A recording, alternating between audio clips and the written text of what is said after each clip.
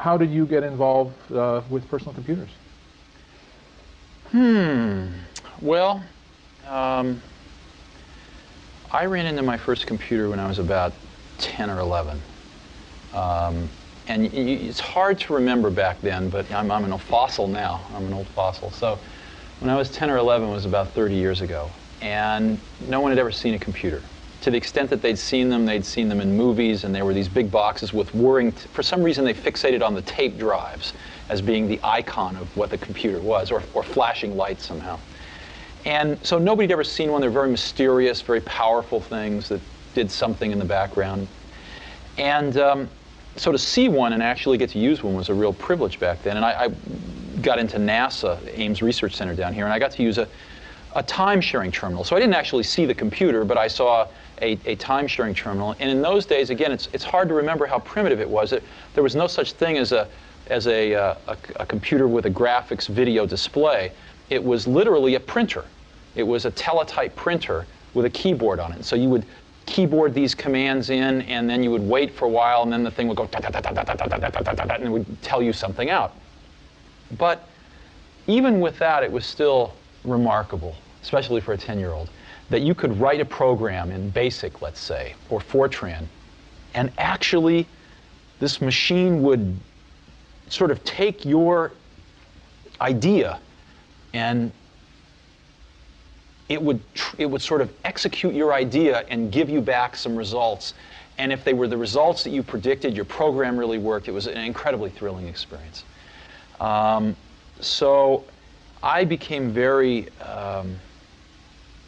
captivated by a computer.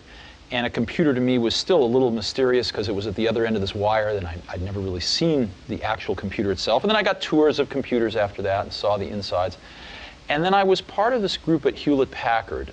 When I was 12, I called up Bill Hewlett, who lived in Hewlett-Packard at the time. And again, this dates me, but there was no such thing as an unlisted telephone number then, so I could just look in the book and looked his name up. And he answered the phone, and I said, "Hi, my name's Steve Jobs. You don't know me, but I'm 12 years old, and I'm building a frequency counter, and I'd like some spare parts." And so he talked to me for about 20 minutes. I'll never forget it as long as I live. And he gave me the parts, but he also gave me a job working at Hewlett-Packard that summer, and I was 12 years old, and that really made a remarkable influence on me. Hewlett-Packard was really the only company I'd ever seen in my life at that age, and it formed my view of what a company was and how well they treated their employees. You know, at that time, I mean, they didn't know about cholesterol back then, but at that time they used to bring a big cart full of donuts and coffee out at 10 o'clock every morning. Everybody take a coffee and donut break, and just little things like that. It was clear that the company the company recognized that its true value was its employees. So anyway, things led to things with Hewlett-Packard, and I started going up to their Palo Alto research labs every Tuesday night with a small group of people to meet some of their researchers and stuff. And I saw the first desktop computer ever made, which was the Hewlett-Packard 9100. It was about as big as a suitcase, but it actually had a small cathode ray tube display in it, and it was completely self-contained. There was no wire going off behind the curtain somewhere. And I fell in love with it. And you could program it in BASIC and APL. And I would just, for hours, you know, get a ride up to Hewlett-Packard and just hang around that machine and write programs for it.